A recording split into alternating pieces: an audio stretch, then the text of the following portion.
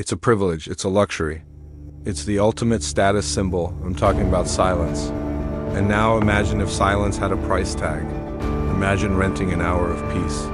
You step into a room shielded from the city's clamor. Plush padding muffles all sound. Outside, sirens wail, horns blare, but inside, perfect hush. An oasis of calm in the concrete jungle. That's one version of a world without silence. And here's another. You wake up with the sun streaming in. Birds tweet outside. You smell freshly brewed coffee. Your partner beside you stirs, stretches, smiles. You share a quiet moment, a stolen glance, a shared laugh. The kids are off playing, their laughter echoing warmly in the distance. Later, you sit on your balcony, enjoying a cool evening breeze. The city lights twinkle below. There's a gentle hum of activity, but here, in this moment, there's also tranquil silence. Two very different worlds, both without quiet. Our world today is noisy.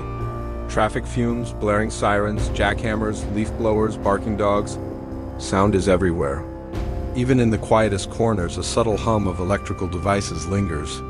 Our ears may hear silence, but psychologically, we're never really in the quiet. So imagine that quiet becoming even more precious, so scarce that its value skyrockets. In 2025, silence is already a luxury. Studies show that the average person is exposed to more noise pollution than any generation before us. Modern life bombards us. Traffic, technology, constant alerts, crowds. Our minds are rarely still, but many of us crave tranquility. We seek it in nature, meditation, headphones blasting calming music. We buy sound machines, white noise, nature sounds, anything to drown out distractions and lean into stillness. And some distractions are more harmful than others. Noise pollution is proven to corrode focus, fuel stress, chip away at mental health. Without silence, our brains never get to reset. Creativity withers, patience runs thin.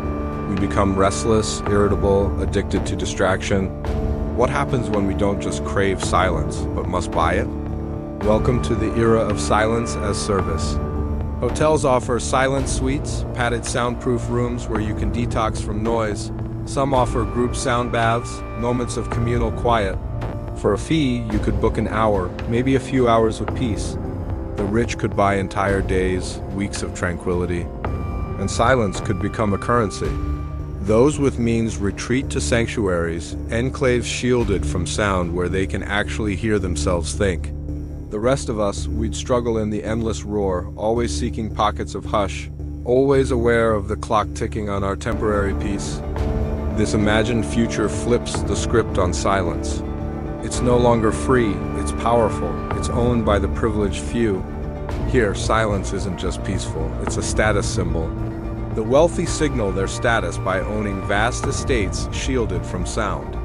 They guard their silence fiercely, controlling who enters and for how long. The rest of us, we become accustomed to the roar, accepting the din as our new normal.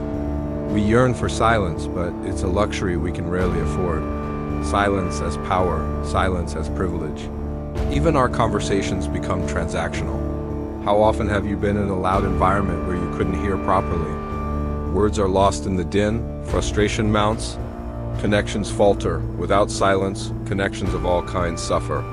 Parents struggle to soothe crying babies. Teachers can't connect with their students. Partners feel alienated from their loved ones. Friendships fray, communities fracture. A world where silence is bought and sold is not just louder, it's lonelier. A final thought, when silence disappears, so does depth.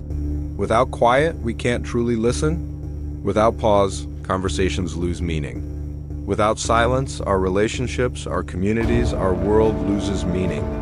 So I'll ask you, when was the last time you sat in real silence? Not silence that was forced, but silence that you chose. No notifications, no background hum, no voices, just stillness. By 2025, those moments will be even rarer than they are now. So let's savor them while we can, these pockets of peace, these moments of reflection.